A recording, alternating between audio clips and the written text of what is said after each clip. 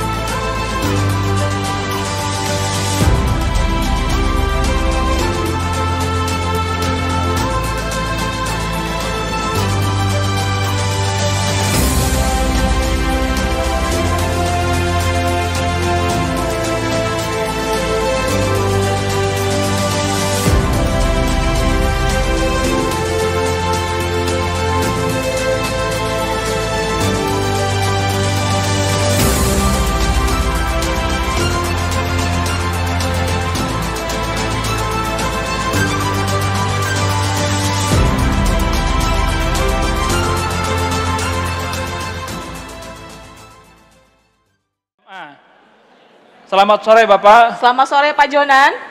Selamat sore. Selamat sore. Beliau kita tahu adalah pernah menjabat sebagai Direktur Utama ya PT KAI tahun 2009 hingga 2014. Kemudian Menteri Perhubungan tahun 2014 hingga tahun 2016 dan Menteri ESDM tahun 2016 dan 2019 Betul sampai sekali. 2019. Dan sudah saya sampaikan tadi bahwa salah satu prestasi yang paling dikenang adalah beliau berhasil mentransformasi kereta api di Indonesia menjadi salah satu transportasi publik yang nyaman, aman dan favorit oleh banyak orang nih Mas. Termasuk Mas Wahyu kayaknya ya. Betul ya. Luar biasa. Terima kasih Bapak sudah berkenan hadir di acara SHM Nasional. Di sini ada banyak stakeholder selain dari perpustakaan, ada juga dari Bapeda, dari Dinas Pemberdayaan Masyarakat Desa. Kemudian selamat sore Bapak Kepala Perpustakaan Nasional yang berkenan kembali bergabung dengan kami. Dan beruntung sekali hadirin pada sore hari ini di tanggal 21 Juni ini bertepatan dengan ulang tahun Bapak Dr. Ignatius Jonan yang ke-60 tahun. Boleh berikan tepuk tangannya Bapak Ibu. Oh Pak, Pak, sama beliau. Komisi berapa? Mitra Saudin. Mitra Saudin. Ya. Mitra. Sapa Mitra Saudin dari Komisi DPR RI. Mitra Saudin. Maaf. Beliau yang adil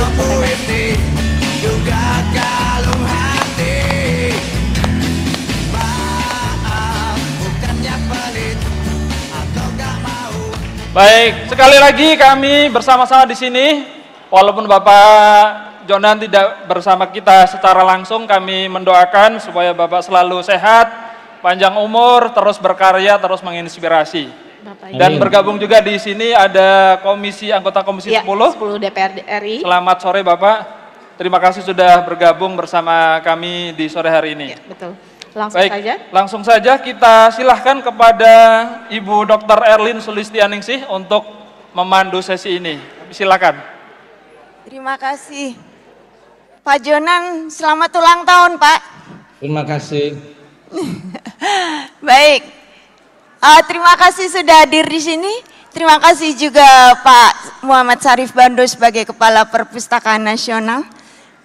Dan Bapak Komisi 10 juga, terima kasih Pak. Luar biasa sekali Bapak Ibu, kita kehadiran orang-orang hebat di sini. Dan transformasi perpustakaan ini juga harus terus berbenah kualitas layanannya. Dan PT Perkeretaapian Api Indonesia itu menjadi salah satu role model yang luar biasa yang sudah dikembangkan oleh Pak Jonan pada masa beliau. Ya, sekarang masih layanannya masih sangat oke sekali Pak Jonan dan menjadi favoritnya masyarakat. Nanti kami di dalam sesi ini mohon juga dari Bapak untuk menyampaikan kiat-kiatnya. Bagaimana layanan publik itu bisa terus memberikan layanan yang berkualitas dan berkelanjutan sampai sekarang. Walaupun mungkin Bapak sudah tidak di PT KAI lagi, tapi ternyata itu berkelanjutan. Terima kasih. Bapak Ibu dan Pak Jonan, perpustakaan juga mengikuti kiprah dari Kereta Api Indonesia dengan layanannya yang bukan hanya tempat pinjam baca buku saja, tetapi lebih meningkatkan layanannya supaya bisa membantu banyak masyarakat. Mohon izin, saya persilahkan untuk melihat bagaimana kiprah daripada layanan perpustakaan saat ini Pak. Dari Kabupaten Mesuji, Provinsi Lampung. Silakan.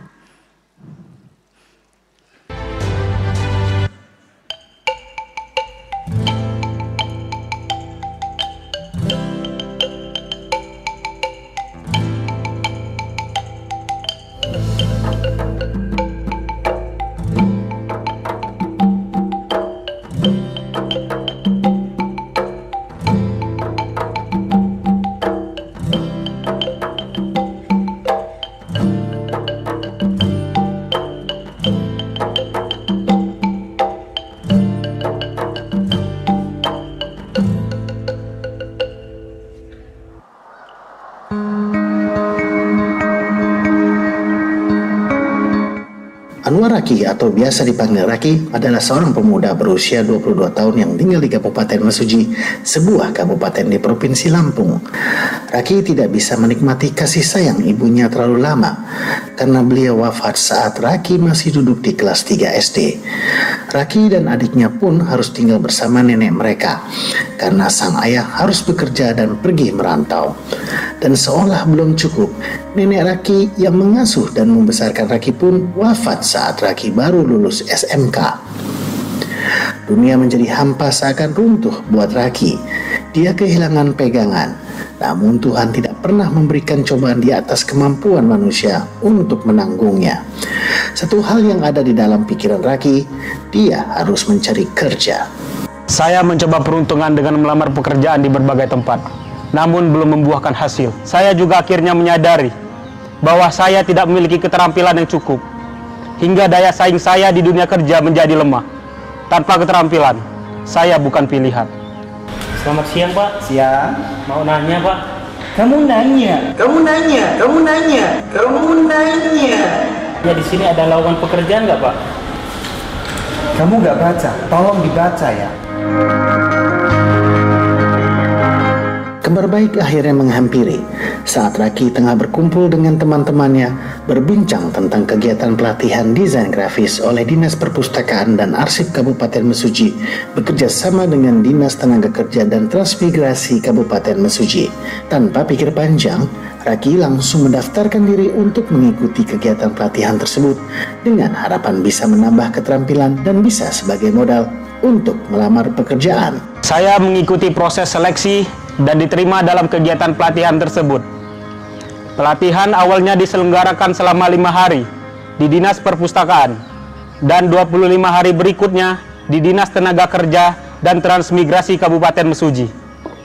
Saya ikuti pelatihan tersebut dan memperoleh hasil sebagai peringkat kedua dari 16 siswa yang mengikuti pelatihan tersebut. Setelah mengikuti pelatihan di Dinas Perpustakaan, Raki mulai percaya diri. Keterampilan desain grafis yang dimilikinya bisa menjadi modal bagi Raki untuk mendapatkan pekerjaan. Pada awal tahun 2023, Dinas Perpustakaan Kabupaten Mesuji membuka lowongan bagi masyarakat untuk penerimaan tenaga harian lepas dengan keahlian desain grafis. Bermodalkan sertifikat, kemampuan, serta keterampilan pelatihan desain grafis yang dimiliki, Raki ikut melamar pekerjaan tersebut dan berhasil diterima. Raki mendapatkan pendapatan sebagai tenaga harian lepas sekitar 1.250.000 per bulan. Selain itu, Raki juga menerima orderan untuk membuat logo, brosur, banner untuk para pedagang UMKM lokal dengan rata-rata pendapatan setiap bulan sekitar Rp300.000. Pendapatan tersebut tentu saja digunakan untuk memenuhi kebutuhan Raki dan keluarganya. Pelatihan ini digagas oleh Dinas Perpustakaan dan Arsip Kabupaten Mesuji bekerjasama dengan Dinas Tenaga Kerja dan Balai Latihan Kerja Kabupaten Mesuji, diawali dengan proses seleksi yang dilakukan oleh semua instansi terkait dengan harapan bisa mencetak tenaga kerja siap pakai yang sudah memiliki keterampilan di bidang komputer.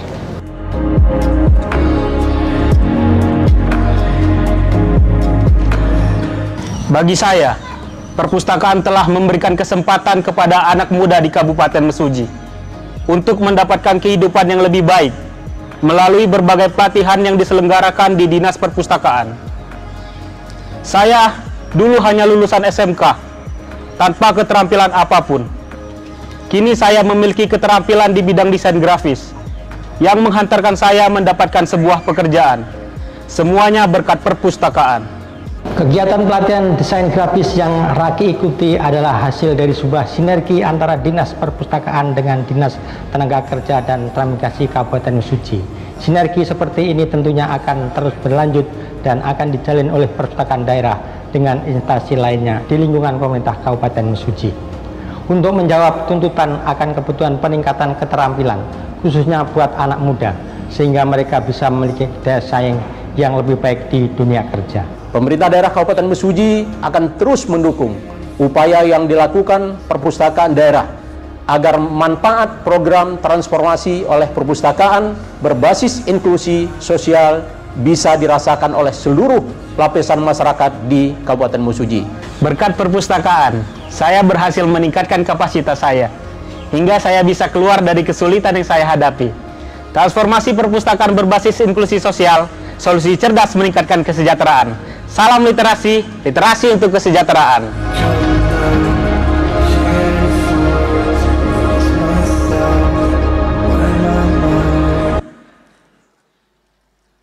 Baik, demikian Pak Jonan mengenai transformasi perpustakaan yang terjadi saat ini, dan sudah ribuan daripada perpustakaan kabupaten, kota, dan desa, dan kelurahan yang bertransformasi.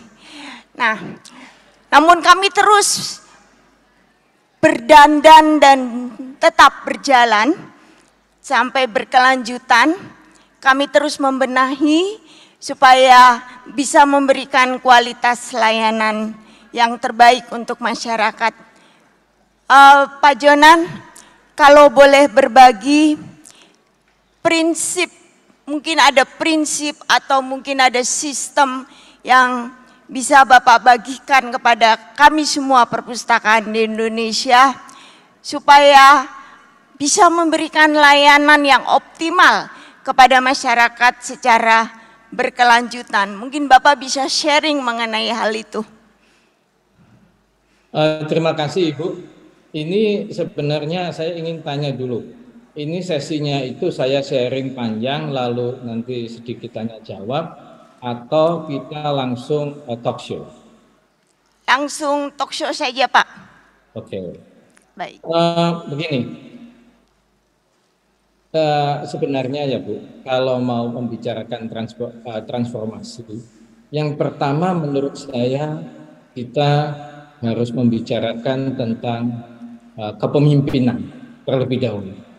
Nah ini biasanya kalau kita membicarakan kepemimpinan, lalu transformasi, lalu membangun nilai tambah kepada masyarakat sebagai customer kita, kalau secara keseluruhan biasanya nih, karena saya bukan Superman, jadi saya butuh waktu itu kira-kira 3 sampai 4 jam. Tapi ini karena slotnya dikasih 1 jam, oke, kita talk show saja sampai jam.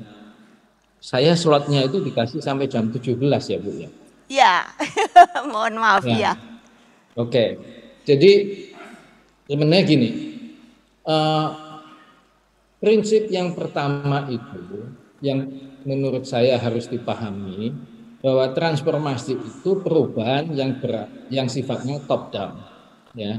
Kalau perubahan diharapkan bottom up, itu namanya revolusi, Bu, bukan transformasi, ya. Jadi kalau sifatnya top down, ya mestinya dari orang nomor 1, ya, harusnya dari orang nomor 1. Kalau saya kemarin minggu lalu saya lewat di Medan Merdeka Selatan, gedung Perpustakaan Nasional itu jauh lebih megah dari kementerian yang ada atau lembaga yang ada di Jalan Medan Merdeka Selatan. Ya, yang mungkin bisa menyaingi adalah gedung Kedutaan Besar Amerika Serikat. Ya, yang lainnya kalah. Baik Istana Wapres, Lemhanas, RRI atau Telkom, ya, Kementerian BUMN, ya, Wisma Antara, Dana Reksa, dan Kementerian SDM itu kalah. Nah, dalam pandangan saya, karena ini sudah dimulai dari pekerjaan fisik, ya tentunya substansinya, ya, isinya harus dibenahi atau diperbaiki sesuai dengan kebutuhan zaman. Sementara itu dulu. Terima kasih. Terima kasih Pak Jonan. Ya, mohon maaf ini waktunya memang cuma 1 jam Pak. Baik, karena masih ada sesi-sesi berikutnya, mungkin Bapak bisa sharing mengenai praktek atau best practice selama Bapak menjalankan transformasi perkeretaapian Indonesia juga Pak kepada kami. Nanti mungkin ada beberapa pertanyaan dari audiens terhadap Bapak. Oke.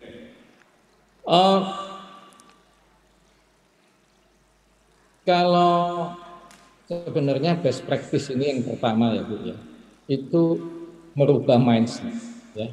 Jadi merubah pola pikir, itu satu. Ya. Nah, merubah pola pikir ini apa yang paling mudah dilakukan? Itu pemimpin memberikan contoh, ya. Dia sendiri itu pola pikirnya sebagai apa? Nah, saya kasih contoh nih, contoh. Kalau bagi para perokok yang ada di ruangan ini, itu kalau naik kereta api sejak mungkin 2011 ya, itu sudah tidak boleh merokok lagi di dalam perjalanan kereta api. Kalau di stasiun mungkin yang di ujung-ujung aja. Siapa yang membuat larangan merokok? Itu saya. Ya. Sampai sekarang setelah saya 9 tahun meninggalkan kereta api, juga tetap larangan merokok itu apa? Kenapa? Karena saya rubah mindsetnya, itu satu. Yang kedua, itu saya memberikan contoh. Kenapa memberikan contoh? Saya ini perokok, walaupun baru merokok. Saya ini merokok baru 45 tahun. Nah, jadi mungkin Ibu moderator itu baru lahir atau masih kecil, saya sudah merokok, gitu. Ya, jadi waktu saya berikan larangan merokok ini salah satu contoh, itu Ketua Ikatan Masinis Indonesia, waktu itu masinis di Tanah Abang, mengatakan kepada saya, masinis tidak bisa. Semua masinis kalau membawa kereta harus merokok, kalau tidak mengantuk. Kalau mengantuk bahaya sekali. Indonesia tidak pernah, sampai hari ini belum pernah menerapkan sistem persinyalan otomatis. Ya. Nah, akhirnya apa?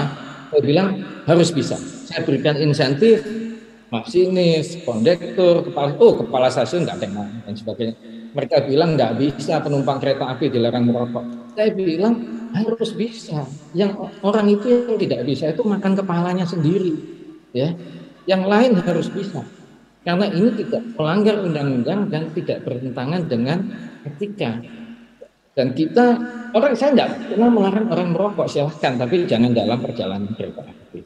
Akhirnya saya di kepala masinis bilang, oke deh, Bapak ikut saya dan naik kereta dari ujung Pulau Jawa ke ujung Pulau Jawa. Akhirnya saya naik. Bandung, Jogja, itu 8,5 jam waktu. Nunggu 2-3 jam di Jogja, lalu berangkat lagi naik Sancaka dari Jogja ke Surabaya itu 4 jam waktu itu ya. Sekarang udah 3,5 jam kali atau kurang, 3 jam lebih sedikit. Nunggu lagi 3 jam, lalu naik Mutiara Timur. Ya, Mutiara Timur ke arah Banyuwangi itu tambah 8 jam. Total itu hampir 28 jam. Dan saya berhasil tidak merokok juga. Akhirnya semua ikut. Jadi itu yang menurut saya kita itu merubah mindset itu dengan memberikan contoh. Ya, satu, yang kedua. Merubah mindset itu apa? Ini saya kasih contoh 2 aja deh yang mudah dipahami gitu ya. Karena waktunya pendek gitu. Jadi kalau misalnya nanti saya diundang diskusi lagi gitu ya, dikasih waktu slot 3 jam gitu, mungkin saya bisa cerita lebih banyak. Oh, gratis kan, saya nggak minta dibayar juga ya. Terima kasih Pak. Ya. Nah ini begini ya, saya kasih itu contoh ya di luar merokok. Yang kedua apa? Contoh menggunakan seragam. Menggunakan seragam itu sebenarnya disiplin. Sebelum saya, kalau orang menjadi pimpinan itu sudah nggak mau pakai seragam, sehingga nggak disiplin sama sekali. Ya. Nah akhirnya saya bilang, ya, saya akan menggunakan seragam. Mungkin saya satu dari banyak direktur utama kereta api yang sehari-hari itu tetap menggunakan seragam. Apakah saya di kantor atau di lapangan atau diundang untuk RDP dengan DPR, ya, itu atau menghadap menteri atau bahkan menghadap Bapak Presiden atau Bapak Wakil Presiden, itu selalu saya menggunakan seragam. Karena menurut saya orang bekerja itu kalau sudah tidak bangga dengan institusinya, yang lain sudah omong kosong. Ya, kita bangga dengan keluarga aja kadang-kadang berantakan keluarganya. Coba bayangin kalau tidak bangga dan sebagainya. Nah ini, ya, ada contoh ketiga. Saya selalu mengatakan bahwa sebuah institusi itu mulai maju, mulai berkembang itu, semua itu harus bukan merapatkan barisan. Merapatkan barisan itu orang bingung. Kenapa ini merapatkan barisan? Ya, wong ini bukan tentara yang baris berbaris. Yang penting itu adalah itu mindsetnya itu sama. Jadi itu dibangun pelan-pelan. Target satu-satu aja. Misalnya membersihkan toilet. Coba sekarang saya tanya, ibu kan sekolahnya tinggi. Nah ini orang nggak sekolah. Coba ibu cek toilet di seluruh stasiun sampai hari ini 750 stasiun itu pasti bersih. Padahal penumpangnya itu 505 juta setahun. Emang ada visitornya perpustakaan seluruh Indonesia 505 juta? Saya kira nggak ada. Coba cek toiletnya aja dulu. Kalau membersihkan toilet aja nggak bisa. Menurut saya yang lain itu cuma simbolik aja. Ini bahaya sekali. Ya, ini bahaya sekali. Nah, saya selalu katakan teman-teman ya, saya menggunakan toilet umum juga. Ya, saya ngajarin sendiri cara bersihkan toilet dan sebagainya. Ini satu-satu lah. Ya. We move forward from one thing to another. Targetnya satu-satu. Ya, kalau mau bikin perubahan itu nggak usah menurut saya muluk-muluk. Ya, saya juga ngomong waktu saya di kereta api 5 tahun 8 bulan, saya bilang gini deh, kalau setiap bulan kita bisa bikin satu aja perbaikan kecil, itu kira-kira mungkin ada 50-60 perbaikan kecil di kereta api. Masa kereta api nggak berubah? Tapi dengan perbaikan kecil-kecil itu mindsetnya berubah dan orang punya semangat. Ya, daripada cerita perencanaan jangka panjang strategi angin gitu, orang nggak ngerti di bawah. Coba tadi kalau saya lihat itu di screen itu yang dari daerah rekan-rekan yang daerah jauh-jauh itu, ya kan situasinya beda-beda. Coba bikin target yang standar aja. Saya ngomong begini, ini coba ibu tanya itu peserta yang duduk di situ, ya, yang mantan pelari maraton atau yang masih mampu lari maraton berapa? Coba suruh angkat tangan. Ada 10% nggak? Coba suruh angkat tangan. Coba angkat tangan pelari maraton, mantan pelari maraton. Nggak ada, Pak. Nah, gini, saya ini mantan pelari maraton, ya. Walaupun merokok kan beda, merokoknya pakai mulut, larinya pakai dengkul, gitu kan. Jadi nggak ada hubungannya. Nah, gini loh, lari maraton itu bukan kekuatan fisik, tapi ketabahan mental. 42 km, coba bayangin. Ya, nah, oleh karena itu, kalau tidak ada 10% dari anggota organisasi kita itu mampu lari maraton, berarti semua anggota organisasi kita itu mentalnya itu sprinter, pikirannya pendek-pendek. Dan kalau di kereta api juga sama, ya. Jadi cobalah bikin target kecil-kecil. Misalnya sebulan pertama bikin standar membersihkan toilet. Coba itu aja dulu, ya. Nggak usah yang lain, ya. Jadi nantinya itu permanen. Jadi sifatnya bukan propaganda. Kalau propaganda, nanti Bapak Kepala Perpustakaan Nasional diganti, ganti lagi acara. Coba yang permanen, ya. Nah, gitu. Saya sendiri sudah digantikan oleh 2 direktur utama sampai hari ini nggak jalan, kereta apinya bagus. Ya. Kalau yang tinggal di Jabodetabek bisa lihat nggak ada, balik lagi penumpang naik di atas atap KRL dan nggak ada. Ya. Kenapa? Karena satu persatu bikin target satu-satu. Nah ini didrive secara nasional oleh Bapak Kepala Perpustakaan Nasional. Coba didrive, targetnya kecil-kecil aja Pak. Gitu. Ya, bikin satu dan sebagainya. Ada lagi, nah saya kasih 3 aja ya, jadi kita bisa terus nih tanya. Gini, waktu saya masuk kereta api itu penghasilannya kecil-kecil. Akhirnya orang itu cara cari tambahan penghasilan apa? Bikin tim, ya. Tim itu bikin rapat. Jadi ada mungkin 100 tim di kereta api. Ya, kerjaannya senangnya rapat supaya dapat honor. Ini kan saya bingung, akhirnya tidak mengerjakan pekerjaannya, tapi senangnya rapat atau pura-pura rapat, ya, sehingga dapat honor. Ini mesti dihapus. Coba Bapak Kepala Perpustakaan Nasional bicara dengan Menpan RB atau dengan siapalah, ya. Jadi dikasih topiknya itu jadi satu aja, udah nggak pakai rapat, ya. Karena kalau kebanyakan rapat biasanya nggak jadi apa-apa, ya jadinya kertas itu rekomendasi, apa reaksi, apa segala macam. Nah ini buat apa, Dok? Terima kasih. Terima kasih Pak, luar biasa. Dimulai dari hal yang kecil-kecil dulu untuk merubah mindset seperti itu. Memang butuh waktu dan upaya yang harus dikerjakan terus-menerus ya Pak Jonan ya. Baik, ini di sini hadir juga Bapak Kepala Perpustakaan Nasional Pak Jonan. Dan beliau ingin berinteraksi dengan Bapak. Silakan. Baik, selamat sore Bapak Ignatius. Sebenarnya saya mau panggilnya Pak Menteri. Yang pertama, selamat ulang tahun. Doa kami semua untuk Bapak sehat dan bahagia selalu bersama keluarga. Yang kedua, sebenarnya barusan berinteraksi dengan Bapak, tapi saya selalu membaca tulisan dan belajar dari Bapak. Jadi saya kira mohon berkenalan mampir ke Perpustakaan Nasional Bapak. Minimal nanti mampir ke toiletnya Perpusnas. Ya, insya Allah.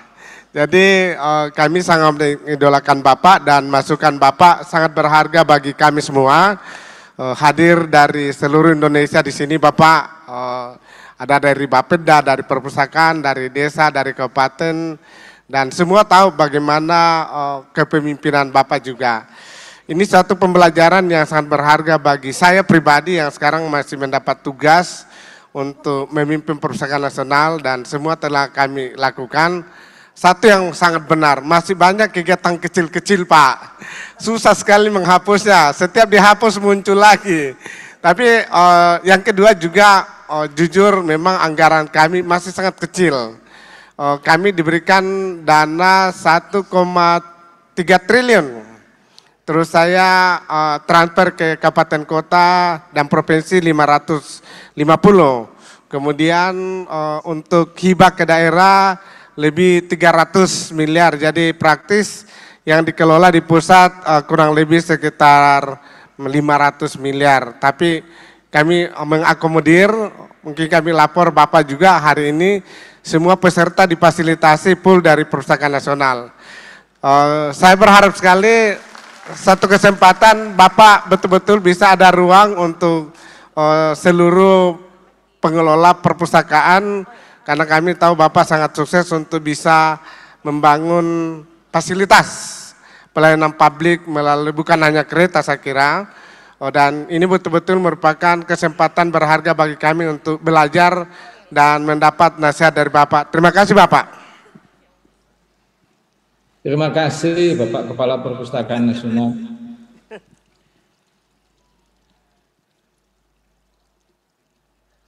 Sepertinya ya. Pak Jonan bisa mendengar suara kami?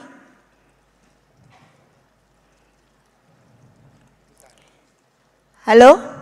Bisa Ibu, mohon ya. maaf tadi sedikit terputus. Ya. Akan menanggapi dari Pak Syarif Bando, Bapak?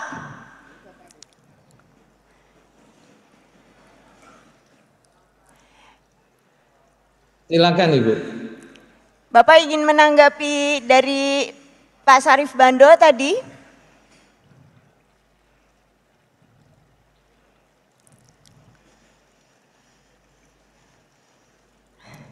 Halo?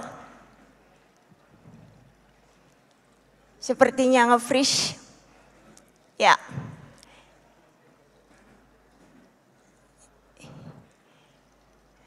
Baik, mungkin ada yang ingin menyiapkan pertanyaan juga kepada beliau setelah beliau nanti masuk kembali. Ada? Ya, satu. Pak Jonan, apakah Bapak bisa mendengar suara kami, Pak?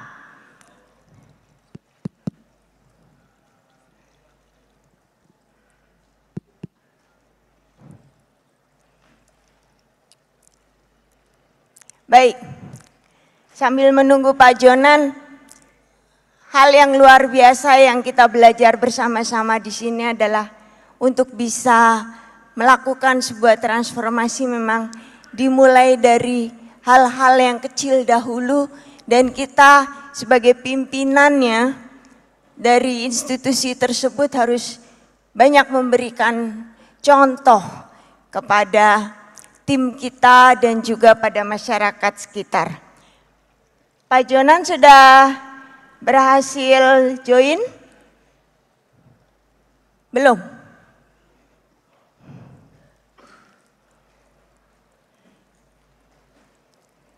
Mohon maaf ini. Pak Jonan, bisa mendengar suara? Ya, mohon maaf, bisa.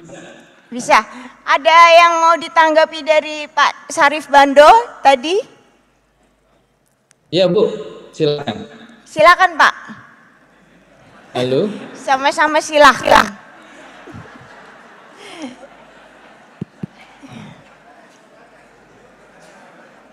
Pak Jonan, ini ada juga yang mau bertanya ini. Terima kasih. Assalamualaikum warahmatullahi wabarakatuh. Bentar Pak. Bapak bisa mendengar suara kami?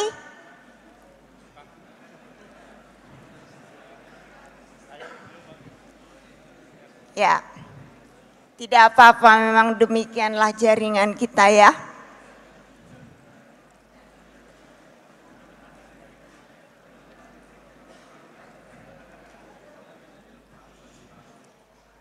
Bapak, mohon maaf ini Bapak bisa mendengar suara ya kami ya Pak ya. Ini ada yang bertanya lagi Pak Jonan. Bisa Bu. Ya, silakan Pak. Ya, Assalamualaikum warahmatullahi wabarakatuh. Selamat sore Pak Ignatius Jonan. Saya Marjani, Kepala Dinas Perpustakaan dan Arsip Kabupaten Penajam Pasir Utara, Kalimantan Timur. Gini Pak, agak keras Pak. Kalau mungkin di Perrektaan API Bapak tadi menjelaskan sangat menarik terkait dengan pola pikir atau mindset. Tadi persoalan kalau perpustakaan ini kan pelibatan daripada seluruh komponen masyarakat. Menurut pandangan Bapak atau bagaimana menurut Bapak tentang pembiasaan daripada literasi ini dengan kaitannya dengan kebijakan yang dikaitkan dengan regulasi dari pemerintah. Ini kadang-kadang kita dalam pemerintah ini kan terjebak kewenangan, regulasi, dan aturan dan sebagainya. Yang pertama itu Pak. Kemudian yang kedua, bagaimana agar program itu termasuk dalam hal ini adalah TPBIS ini menjadi berkelanjutan sustainable terkait dengan konsistensi dalam kebijakan yang berkonsekuensi tentang anggaran tentunya. Dua itu Pak, kami mohon penjelasan atau pencerahan dari Bapak. Terima kasih, semoga sehat selalu dalam Bapak berkarir ke depan, ketepatan ini ulang tahun Pak. Assalamualaikum warahmatullahi wabarakatuh, selamat sore. Ya. Baik Bapak, langsung saja Pak dijawab. Iya. Jadi begini,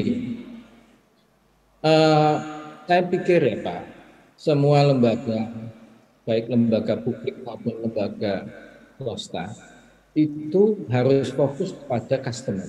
Ya. Nah, coba Perpustakaan Nasional mendefinisikan kembali customernya mereka ini siapa. Ya. Jadi bagaimana menarik para customer ini untuk menggunakan jasa kita atau jasa perpustakaan dalam hal ini. Ya, itu yang menjadi tolok ukur utama. Ya, atau itu yang menjadi goal atau tujuan satu-satunya, ya, serving your customer. Ya. Jadi tidak berkutat kepada kewenangan, pada peraturan. Coba fokus dulu pada customer. Saya yakin peraturan-peraturan itu, ya, pasti tidak ada yang dibuat itu untuk menghambat supaya kita itu fokus kepada customer, itu enggak. Ya. Kita aja saya kira mindsetnya itu tidak terbiasa untuk fokus kepada pelanggan. Ya.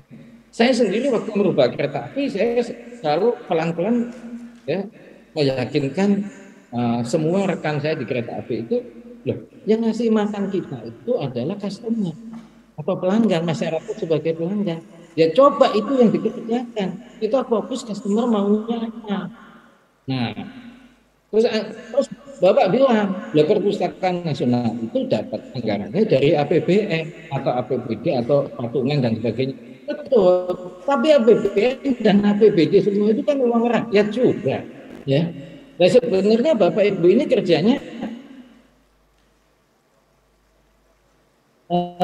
dibayar rakyat, manfaatnya untuk apa? Bapak cerita sebenarnya. Ini menurut saya reorientasi daripada cara berpikir. Kalau saran saya loh, ya. Itu masukan saya. Lalu Bapak bilang mengenai anggaran begini, ya. Kalau mau merubah mindset itu, udahlah, nggak usah mengeluh soal anak buah saya kurang, baguslah anggaran kurang.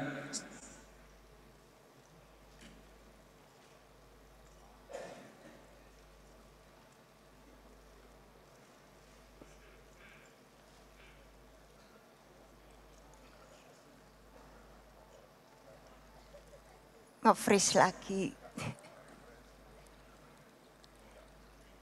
Intinya adalah kita fokus pada customer kita, pemustaka kita. Kenali para pemustaka kita sebelum nge-freeze.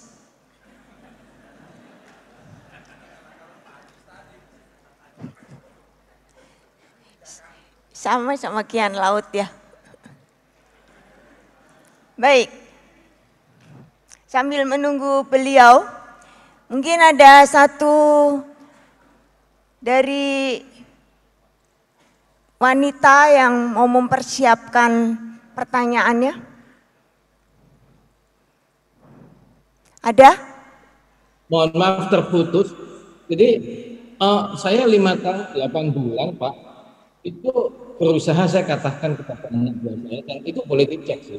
Saya nggak pernah minta tambahan APBN, sama sekali nggak mau. Ya, saya bilang kita coba mandiri kerjakan apa yang kita bisa kerjakan. Ya, sebenarnya banyak. Misalnya saya kasih contoh ini saya bukan menyinggung, tapi ini saya cerita. yang Bapak tanyakan gitu. Saya katakan kalau dulu ya mau merubah satu peraturan aja, misalnya yang besar itu tiap tahun itu menentukan grafik perjalanan kereta api. Waduh, rapatnya bisa 3 rapat di Bandung kita nggak selesai pindah Surabaya, nggak selesai lagi pindah, tidak selesai lagi pindah Medan. Loh ini sebenarnya untuk apa gitu ya? Sebenarnya cuma untuk dapat apa? Dapat uang saku perjalanan. Ya, dapat SPJ, memang itu tidak melanggar peraturan, tapi manfaatnya saya kira nggak ada. Coba kalau itu misalnya bisa digunakan untuk hal yang gitu. Itu contohnya Pak. Terima kasih. Ya, baik. Terima kasih Pak Jonan. Ada lagi yang mau bertanya? Ada yang wanita dulu? Ada? Baik, Bapak silakan Pak. Ada lagi Pak Jonan yang mau bertanya ini kayaknya. Ya silakan. Suaranya mohon keras ya Pak ya.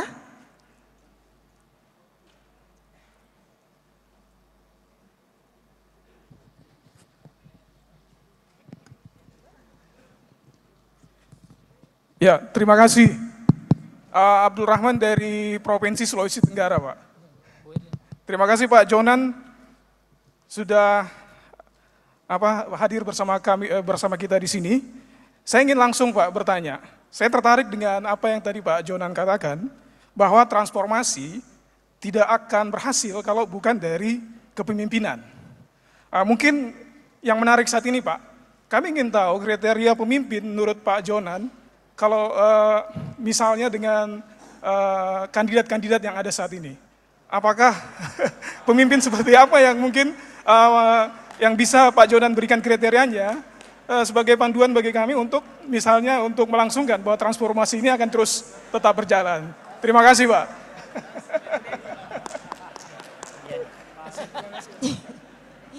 Langsung dijawab saja Pak Jonan. Saya kira begini ya, semua lembaga itu atau bentuknya apapun, yang paling mudah itu pemimpin itu harus memberikan contoh. Apa yang dia mau, dia sendiri harus memberikan contoh terlebih dahulu secara nyata. Itu aja sebenarnya, nggak ada kriteria lain. Kalau kita misalnya, saya kasih contoh ya, di kereta api itu dulu waktu sebelum saya masuk itu bikin kriteria itu yang menurut saya unik gitu ya. Ya memang sih dulu kebanyakan ASN kalau masuknya sarjana golongannya 3A, masuknya SLTA atau SDM golongannya 2A, masuknya D3 golongan 2B plus 2 tahun dan sebagainya. Boleh, itu boleh. Saya tidak merubah itu. Tapi untuk promosi selanjutnya itu harus satu-satunya kriteria adalah kinerja, bukan sekolahan. Ya, ini saya kasih contoh. Jadi, loh, kalau menurut saya orang sekolah itu kan karena nggak bisa belajar sendiri. Menurut saya loh, kalau bisa belajar sendiri apa perlu sekolah? Tadi kan sudah dikasih contoh. Video yang diputar sebelum kita mulai tanya jawab ini. Ya, itu kan nggak ada sekolah formal dan sebagainya. Nah, oleh karena itu sebenarnya pemimpin itu kriterianya apa? Dia harus memberi contoh. Ya, jadi bukan dia ngomongnya A tapi dia berbuatnya B. Gitu. Coba saya tanya Bapak Perpustakaan Nasional kalau masih ada di situ, kapan terakhir ke toilet umum yang ada di perpustakaan di seluruh Indonesia? Ayo coba jawab dulu.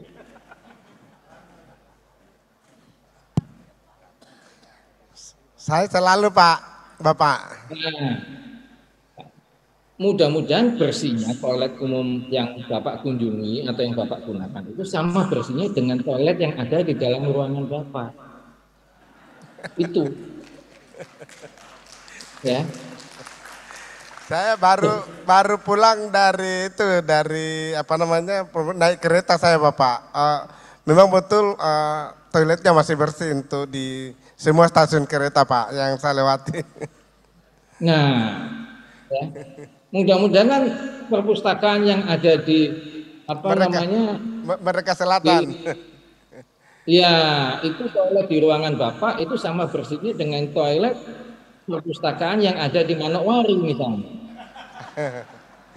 Siap. Gitu. Lah kalau pengurus perpustakaan itu ngurusi toilet aja nggak bisa, terus ngurusin apa yang lain? Betul, betul.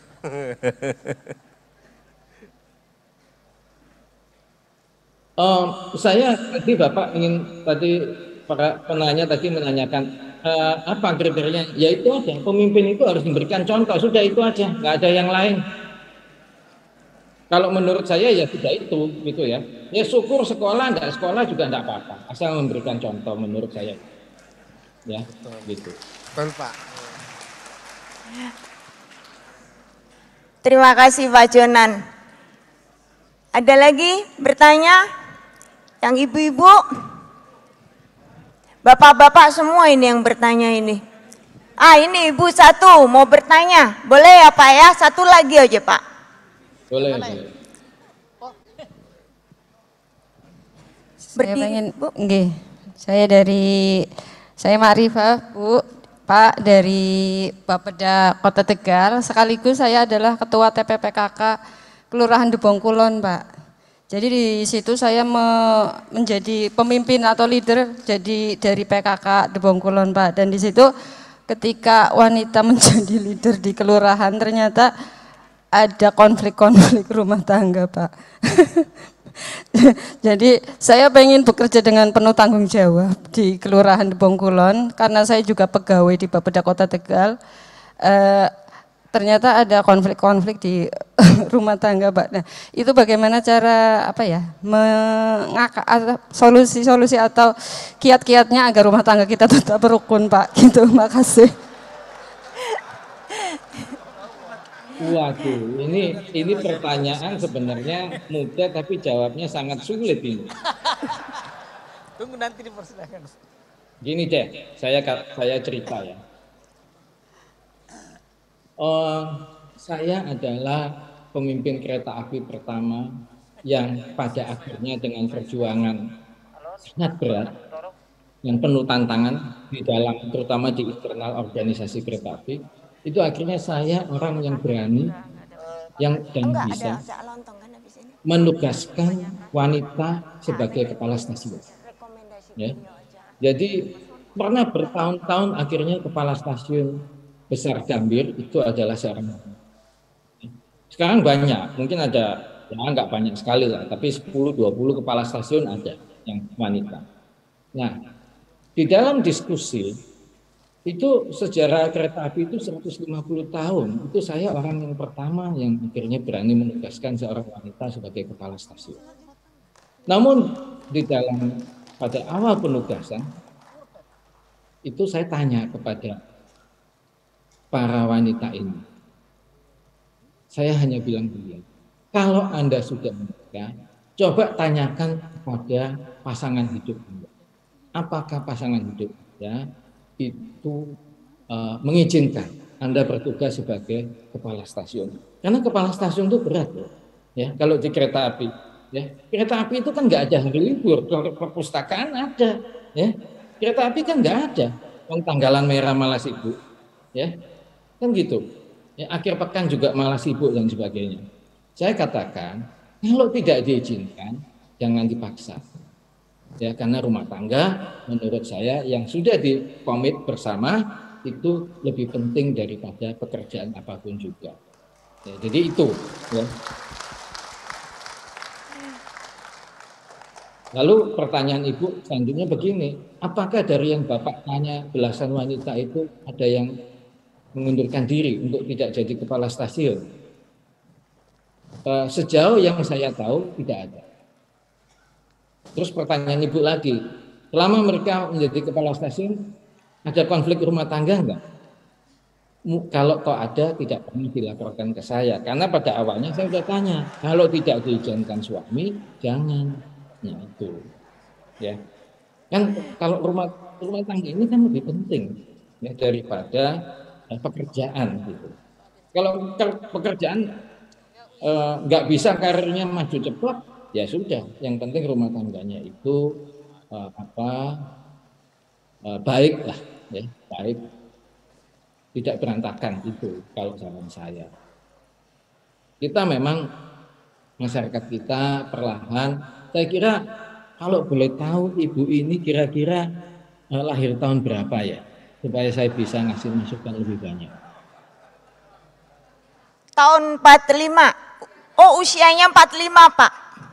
Usia 45. Betul. Kalau generasi anak-anak saya yang usianya 30-an, ya, itu lebih bisa, ya. Suami istri saya sudah anak saya satu sudah menikah, itu bisa toleransi, ya.